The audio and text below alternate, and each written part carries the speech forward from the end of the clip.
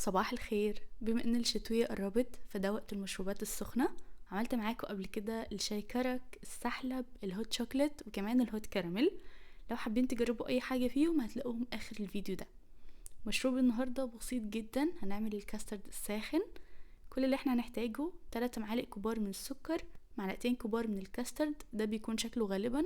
لو مش متوفر عندكم ممكن تستخدموا النشا بداله.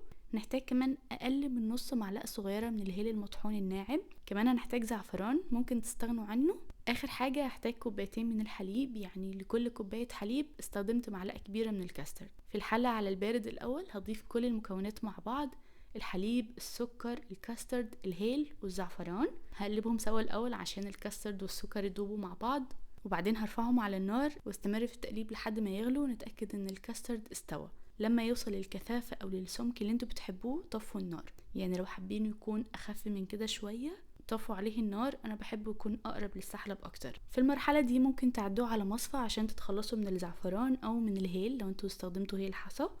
انا ما عنديش مشكله مع الزعفران فهشربه زي ما هو. زينته برشة من جوز الهند والمكسرات وبس كده. مشروب دافي لذيذ وتغيير شوية عن السحلب، وإضافة الهيل هيديه طعم حلو جدا. يا رب الفيديو يكون عجبكم. أتمنى تجربوه تكتبوا لي رأيكم فيه. متنسوش تشتركوا في القناة، وأهم حاجة تفعلوا زر الجرس عشان يوصلكوا إشعار بأي فيديو جديد بنزله. كمان متنسوش تعملوا لايك للفيديو لو عجبكم. وبس كده، واشوفكم على خير إن شاء الله.